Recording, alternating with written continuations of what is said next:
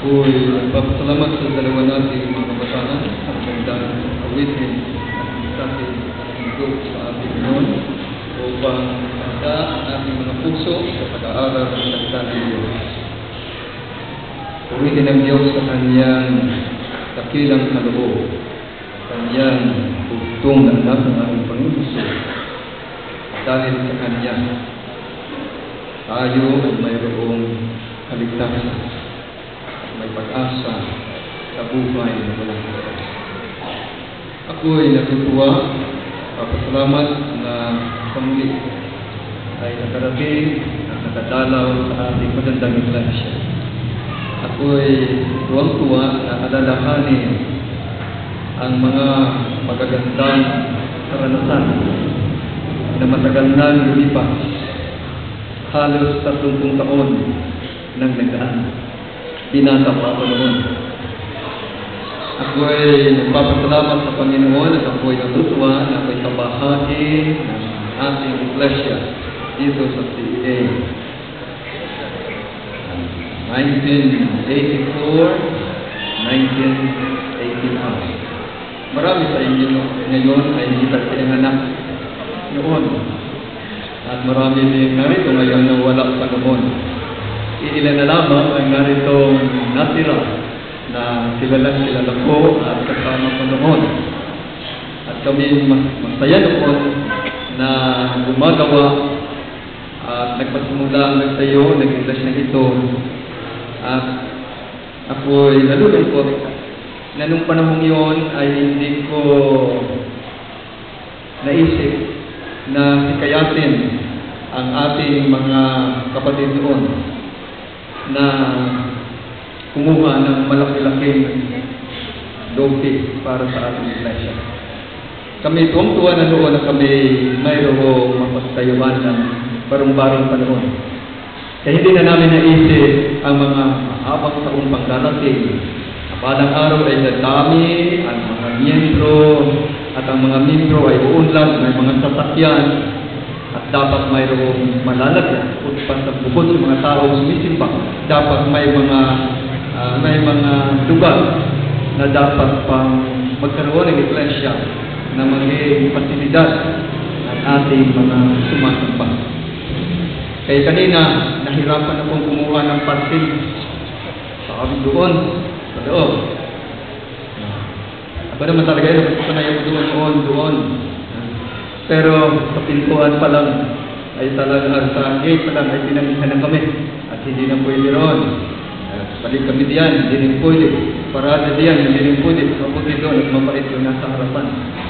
Kaya nagsisinsi kung bakit noon, sapagat noon ang paligid, maliban dito, nasa na mayroon ng barong-barong at dito na kami nagtitipon noon, ay bukas pa ang paligid at ang mga tao ay pawang simula pa lamang ang pagsusukat-sukat kung bakit hindi pa namin pinakiusap na isip-isip kayo doon at kailangan namin malaki-laki.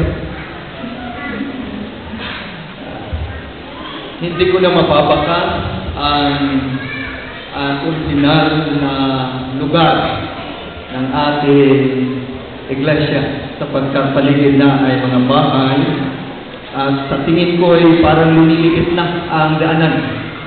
Ayaw ko. Lumiliit na.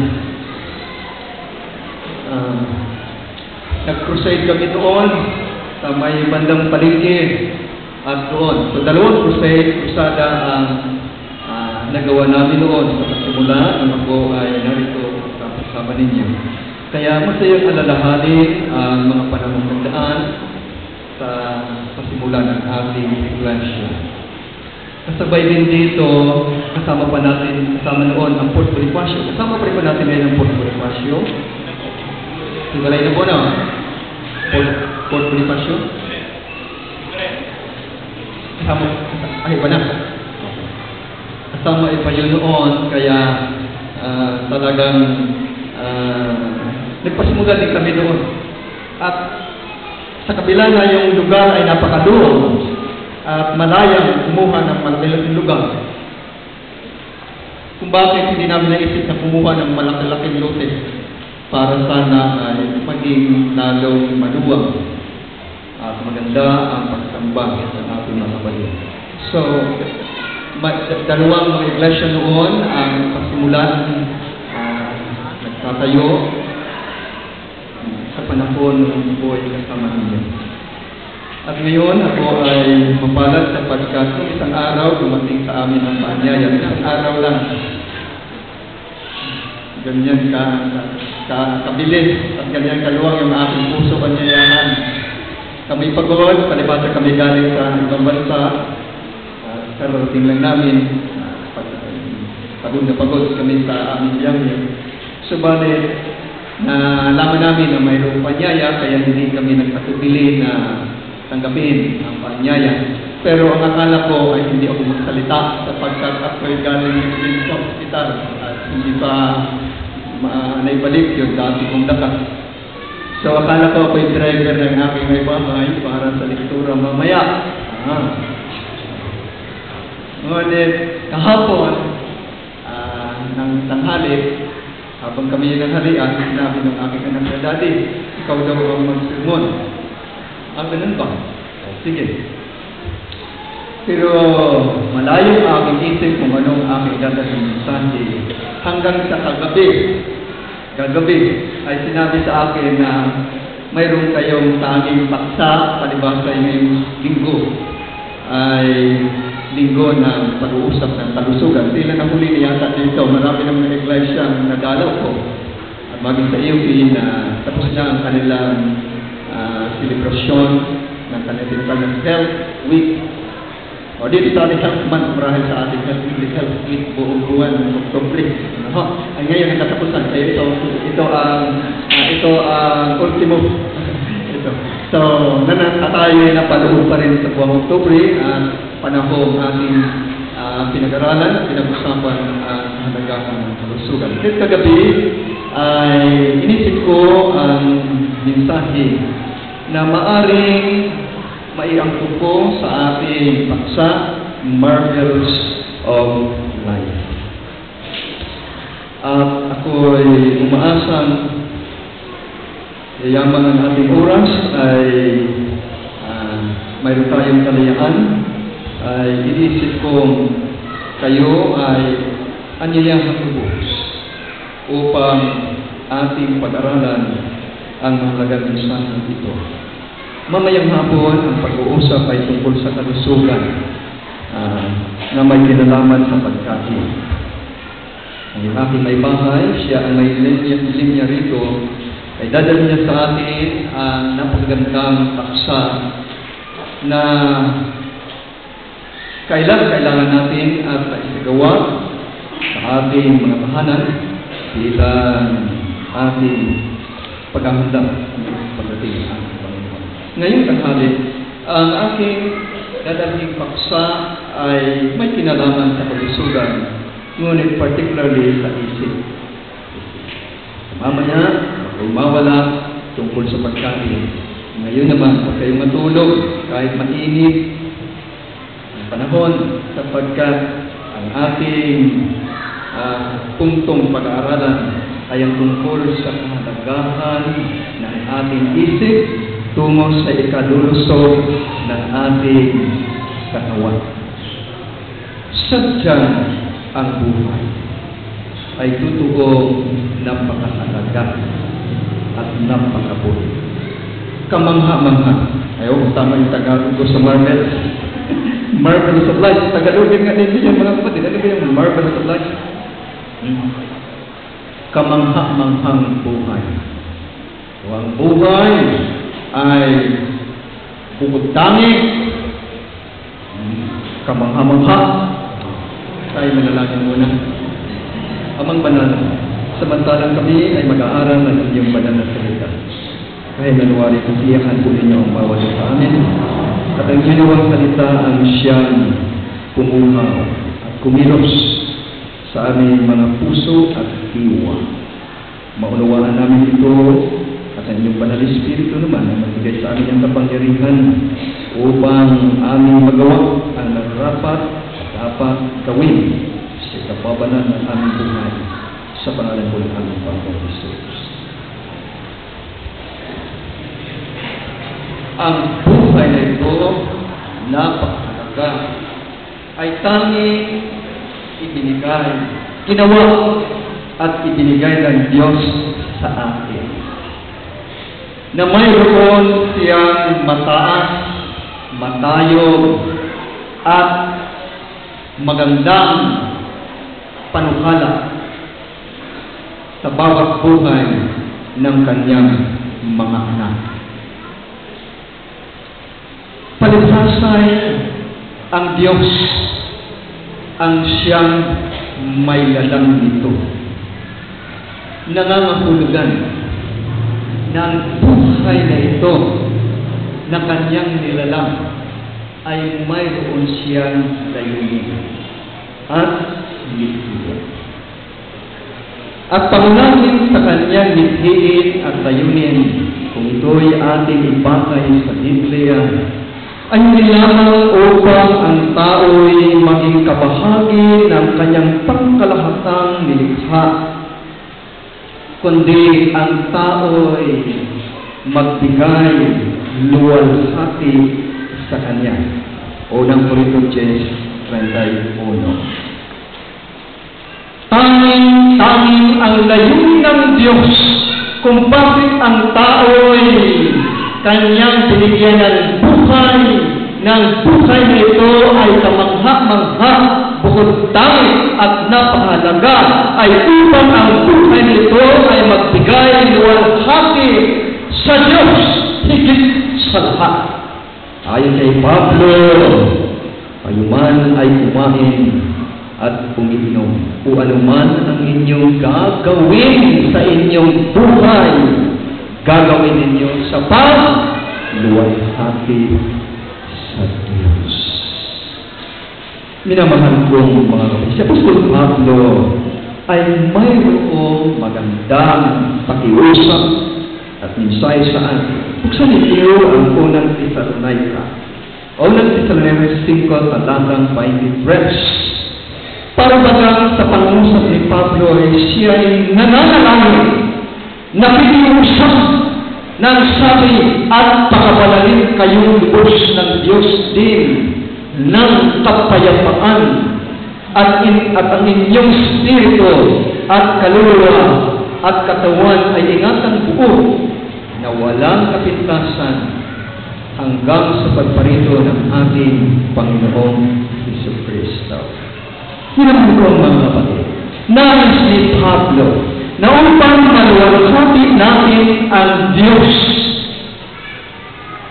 upang masiyahan ang Diyos para sa ating buhay, kinakailangan ang kabuuan, buong pagkatao, buong sangkap ng ating pagkatao ay maingatang buo at banal sa kanyang harapan.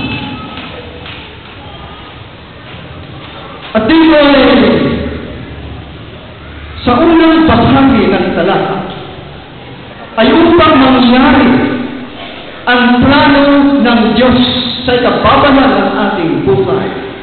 Ipinaunawa ni Pablo ang Diyos, ipinakilala ni Pablo ang Diyos na siyang may lalang sa atin at kanyang tinawag, pakabalilin kayo ng Diyos ng kapayapaan, God of peace. Ang Diyos na ito na siyang may likha sa ating buhay at siyang Diyos na mayroong panukala sa ating buhay, siya ay Diyos ng kapayapaan. And there was reason for saying that. Alam niyo, pumunta kami ng Pungko. Napakaganda ng lugar ng Pungko. Wow! Pero pag-isip, napakaganda pa sa napakataas ng building. Lahat automatic, lahat automatic. Napakaganda mo sa kapatid. At palibhasa ay gusto namin malaman ang simulain ng Pungko. Pumasok kami sa kanilang museum. Ay, napakalaki ng kanilang museum. Napakalaki. Kaya kinakap namin yung history ng Hong Kong. Napakalawak. at pinasa namin ang mga nandoon para ang buhay para mga kapatid. E pasimula din sa hirap, naalitin din sila ng mga dayo, ng mga British, ng mga Hapon. Kaya natin at marami tayong dinaanan. At dumaan din sa hirap, dumaan din sa mga yung kalamidad, iba't ibang kalamidad. Pero, sa kabila ng mga hirap at mga challenges na kanilang dinaanan bilang isang bansa, sila ay umunlad at hindi mapapantayan ang kanilang pag-unlad. Inisip ko ang Pilipinas. Bakit kaya tayo ay hanggang ngayon ay hindi pa rin tayo umuunlad ng gaya ng kanilang pag-unlad? Ayaw, kung sabi niya tayo muna, we are proud to be Filipinos. We are proud na tayo ay mga mamamayan sa bansa natin ito, mahal natin. Pero isipin natin, bakit ngayon tayo ay napaglipasan na? Tayo ay nalalampasan na at nanatili pa rin ang ating bansa ay nagigahos. At mapansin ninyo mga kapatid doon, nakakadungkot na isipin, marahil, totoo nga na mayroon silang hanap buhay. Marami tayo doon mga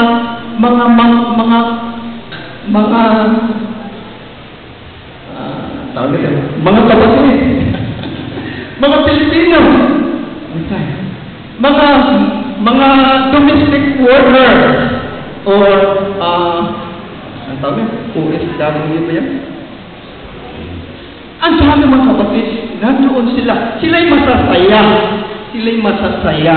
Ngunit, isipin natin, kung bakit nandoon sila?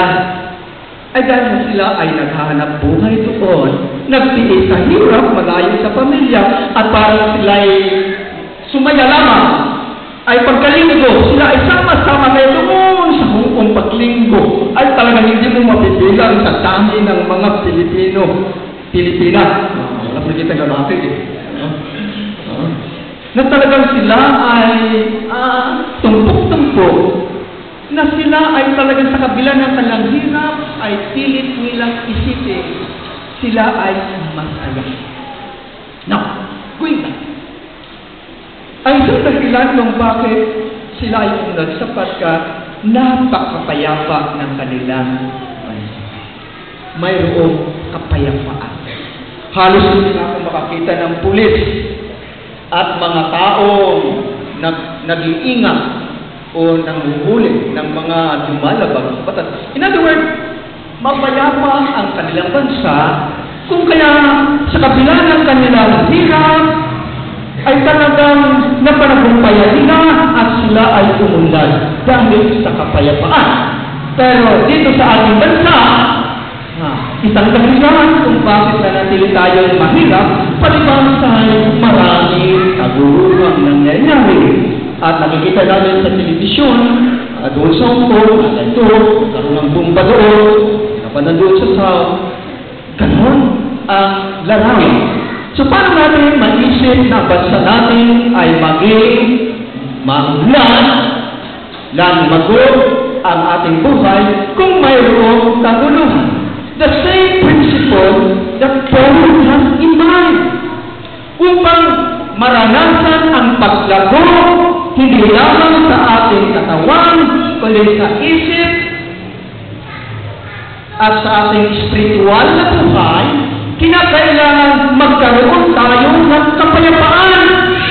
At upang maranasan natin ang kapayapaan, Paul mentioned, sinabi ni Pablo, na tayo pagkabanalis ng Diyos ng kapayapaan. Ang Diyos na may alam sa atin at may panukala ang ating buhay ay Diyos ng kapayapaan. At ang Diyos ng kapayapaan ito ang siyang nagbigay sa atin ng kapayapaan. Sabi ni Jesus, peace I give unto you, not that the world gives. Binigyan tayo ng Diyos ng kapayapaan.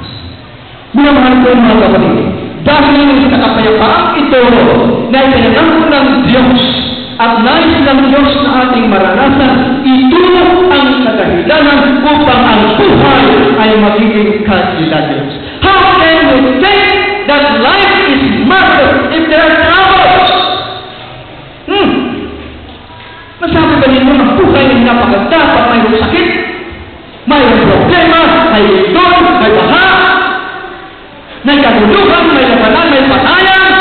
Can you think? Can you appreciate life?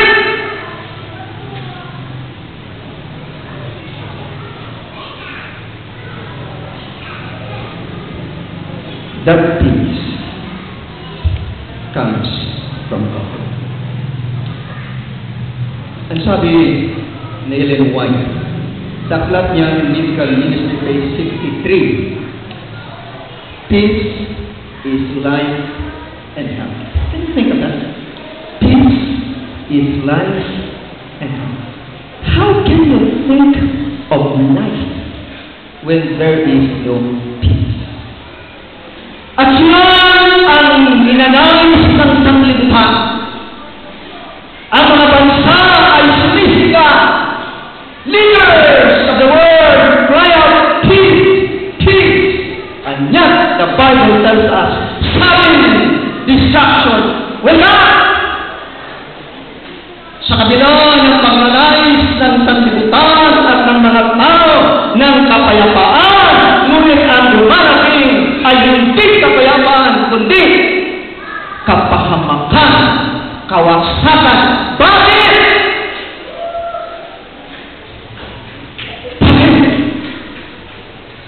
Hindi sapat ang nais at pagnanais kung hindi sa kabuhayan.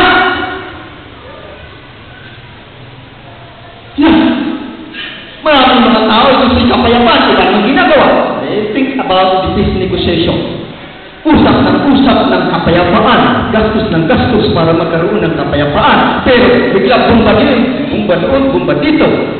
I think during the World War, there was peace on the table. Bago nagkaroon ng digma ang ikalawa, people would like to have peace. Leaders,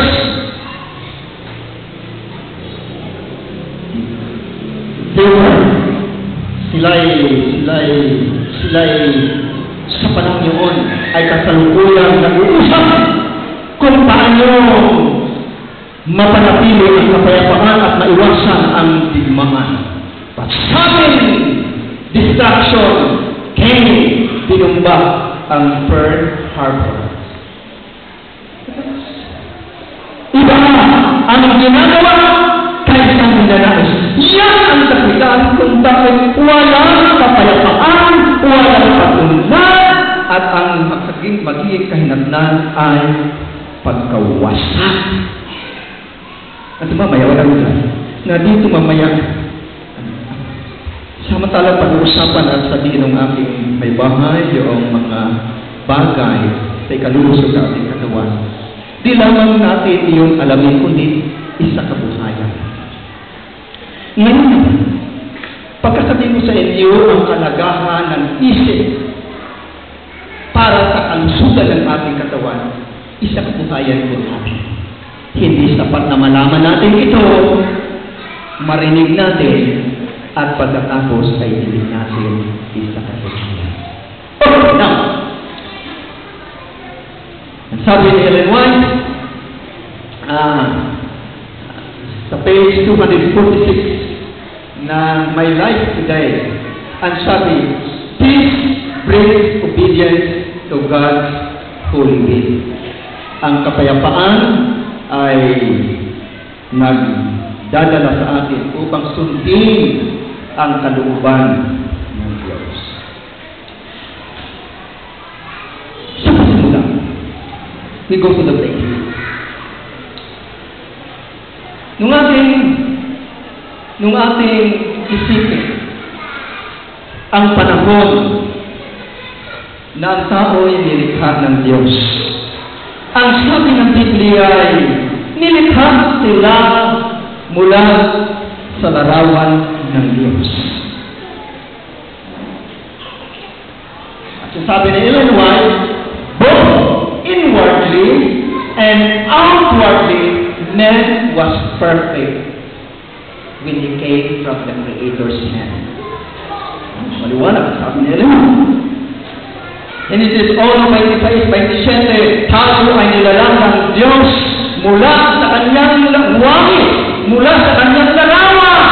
At ang sabi ni Ellen White, both inwardly and outwardly, tayo ay perfect. No doubt about it. Napakaganda, napakabuti, kabila-bila. Tatapos kung isipin natin ang buhay ngayon. Paano na yan? Paano na yan? Tayo, mga anak ng Diyos, patid natin ang nangyari. Nang dahil sa kasalanan, ang sanlibutan ay nalinisan at ang tao ay napalayo at nagkulang sa kaluwalhatian ng Diyos. The word nagkulang comes from the Greek word hamartion, which means missing the mark. Laging kapus, laging paltos. Gusto natin gawin ito, hindi natin magagawa. Gusto natin gawin yun. Gusto ko sana kumain ng talagang yung gusto lang ng talagang, pero natutusok sa mga pagkain nun eh. Hindi naman bawal yun eh. Kain. Joven, at salita din sabat sa atin tungkol sa yung talaga ng tao, laging supply. Laging supply. Sa halip na ang ating magawa ay yung tungo sa ikalulusog, ikababanan ng ating katawan, ang nagagawa natin ay yung balikan, kabalikaran. Sabi ni Pablo, yung nais kong gawin, hindi ko magagawa. Roma 7. At yung hindi ko ibig gawin, siya po namang nagagawa. Yung ato mga kapatid, may problema dahil sa kasalanan. Sabi ni Ellen White, nung nagkasala ang tao, ang kanyang katawan ay humina. His body is weakened. His mental capacity was lessened. His spiritual vision dim, and man is subject to death. Resulta ng kasalanan. Patagwas ang plano ng Diyos sa kabila ng kasalanan na nararanasan ng sanlibutan, sa kabila ng tao ay palaging kulang supply.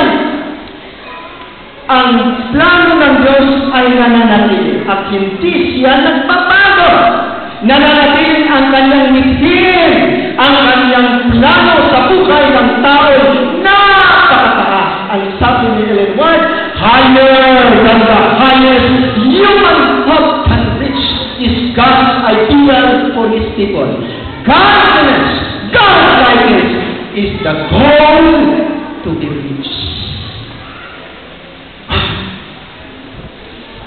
Sa kabila ng tao ay may kapansanan at palaging kapos sa kabananan, ang nais ng Diyos ay maabot natin ang kanyang mithiin na magiging banal at sakdal ang ating buhay. Matthew 5, talatang 48. Be ye therefore perfect, even as your Father in heaven is perfect.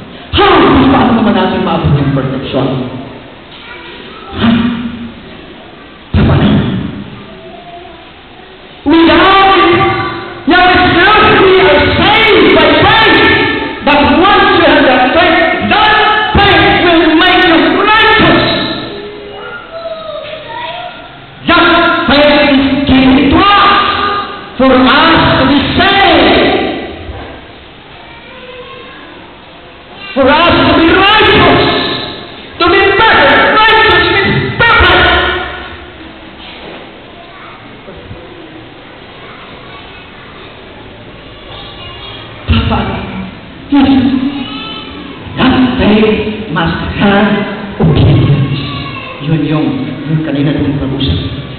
talagang nahirapan magtugma yung dalawa, yung pagsunod at saka pananampalataya.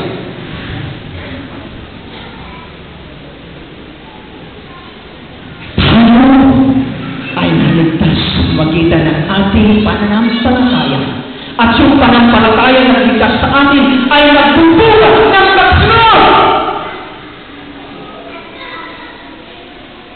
At bilang mga anak ng Diyos, dapat tayo sumunod sa Panginoon. Not my will, but thy will. Yan ang filosofiya ng anak ng Diyos.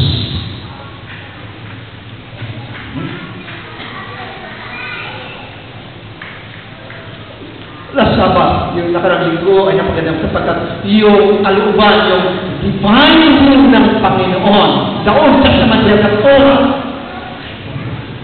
We have the Nomos in the New Testament. But that Torah, that Nomos, is implementing principles, the law of life, the total revelation of God's holy will. Hindi lamang kung ano ang nasa 10 utos, kundi maliban doon ay mayroon pang ibang kautusan na dapat natin sundin at nadiyan ang kautusan para sa kalusugan. Hindi lamang kautusan moral, kundi ang kautusan pangkalusugan.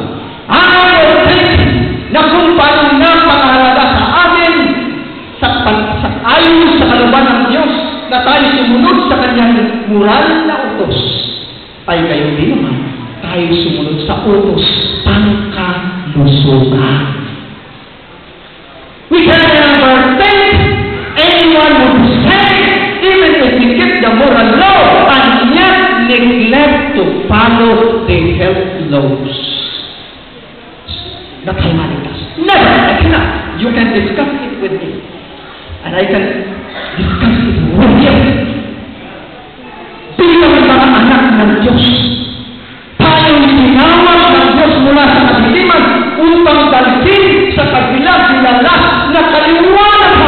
At ang liwanag ng kalooban ng Diyos ay nilaman sa 10 utos na moral, ay marami pang mga kautusan at ang pinagkakaloob bilang liwanag ng ating mga ladas.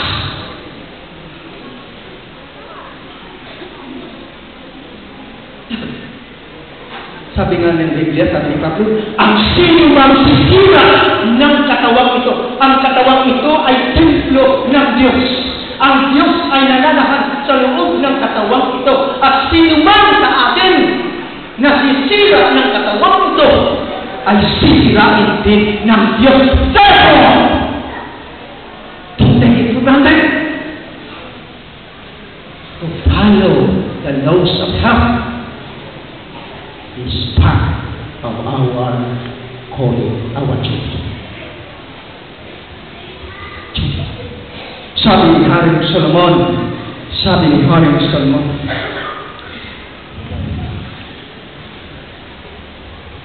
let us hear the conclusion of the whole matter.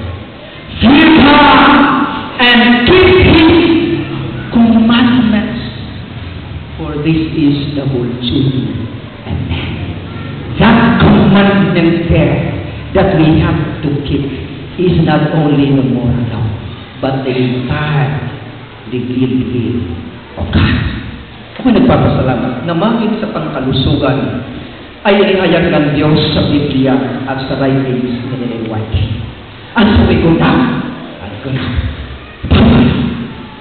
Aking pinag-isip ng tao. Ang isip ng tao ay ginawa ng Diyos. Na tanging dahil sa isip natin ito, ay magawa natin yung dapat nating gawin. At tayo bukod sa ibang mga niyanap. Bakit? Dahil sa isip natin ito, tayo ay naiiba sa lahat ng mga nilang. Why? We were given the power to think and to do.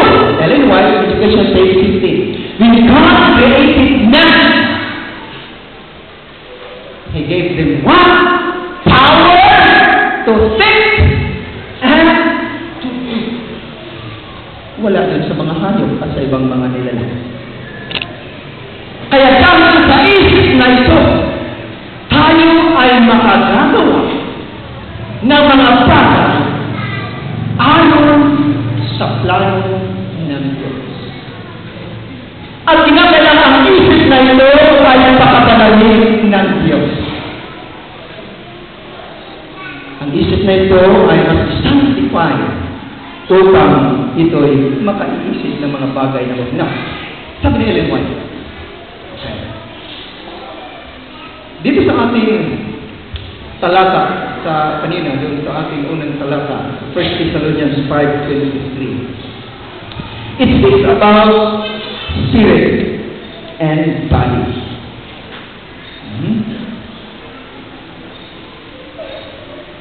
Na inyong espiritu at kaluluwa at katawan. Espiritu, kaluluwa at katawan.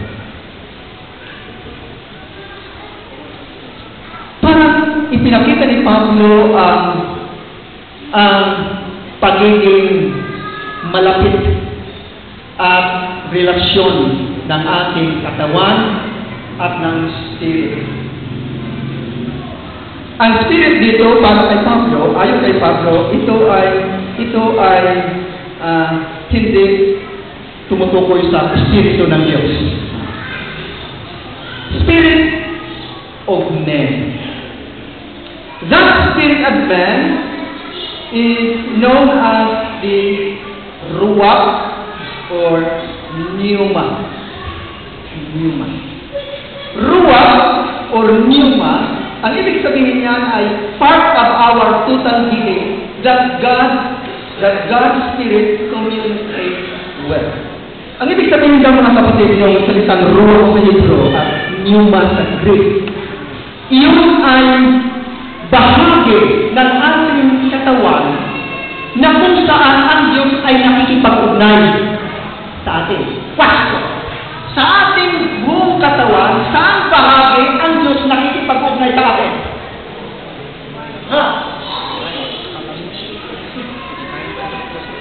Therefore, the word ruach, pneuma, or spirit na kapantay, katulad ng ating katawan, ay wala iba kundi ang isip. So, paano kapag kay Pablo, malapit ang ugnayan ng isip at ng katawan, hindi mo yung paghiwalayin. Kita mo yan. Kahit anong lusot ng katawan, pero may problema ang isip. Ano kaya? Patingin niyo. Kita niyo, ano? Kahit parang laki ng katawan, parang kita ninyo parang halagang ilang malusog, pero may problemang isip, hindi mabuti. Sablay. Now, mabuti naman ang isip, pero ang katawan naman ay talagang bulati na lang ang sabi, langaw na lang ang hindi na nakapirma. Ayos ka, ay shopping kasi ako ng matagal, 30 years, at ako talaga yung marami dito sa binabantayan yung mga tao. Sabi, tagal naman matapos. Gusto na tao siya mamatay, pero nandun pa rin. Unti-unti nawawaran ka sa malagutan. Sabi, bakit natagal na? Ay, may hinihintay pa. Yung kamag-anak, darating, galing Amerika.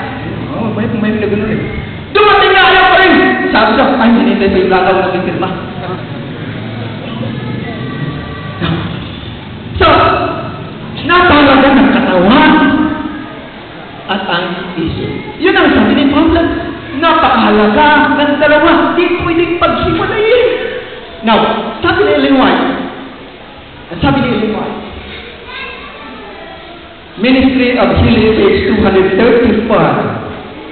By the way, sabi ni Pablo, Roma 8, talatang 16, the Spirit Himself testifies with our spirit. So, ang Espiritu ng Diyos ay nagpapatutuo. Okay? With our spirit that we are children of God. Na tayo mga anak ng Diyos. Sabi ni Ellen White, Ministry of Healing, page 235. Ang sabi, God has endowed us with a certain amount of vital force.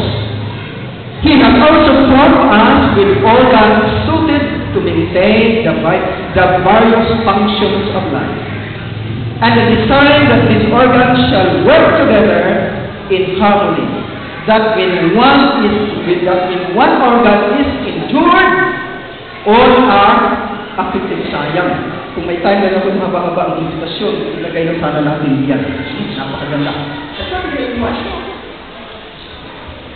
Sa ating katawan ito ay nilagyan ng Diyos ng tinatawag nating vital force.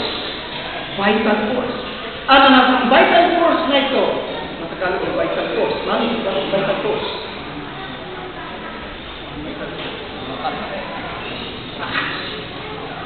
Ito'y napapaaniban, nabubuo ng ating mga organs. Mga organs ng ating katawan. At yung organs ng ating katawan, yun ay gumagawa na nagkakalakit-lakit. Okay? Nagkakatugma-tugma. Na kapag ang isang bahagi, ang isang organ ay masaktan, ang lahat ay aktihan. May kasabihan tayong kirot ng hapdit ng kalingkingan, damdam ng buong katawan. Maganda yun. Why? When one organ is affected, all other organs are also affected. So kung ang isip natin ay may problema, ang katawan natin ay automatic magka-problema. Kung ano ang ating iisipin, magiging kayo da. At sabi ni Solomon, as a man thinks in his heart, so is he. Kung ano ang iniisip ng tao sa kanyang puso, ay magiging gayon siya. Kaya kung isipin mo, may sakit ako. Mamaya, talagang ikaw ang katawan ay parang magbibigay siya na may sakit.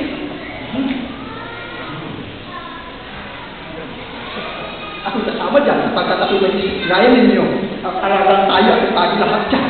Na itong isip na ito ay, malibang ito ay puspos ng banal na espiritu.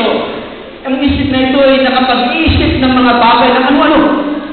At dahil sa ano-anong iniisip, ang katawan ay sumusunod.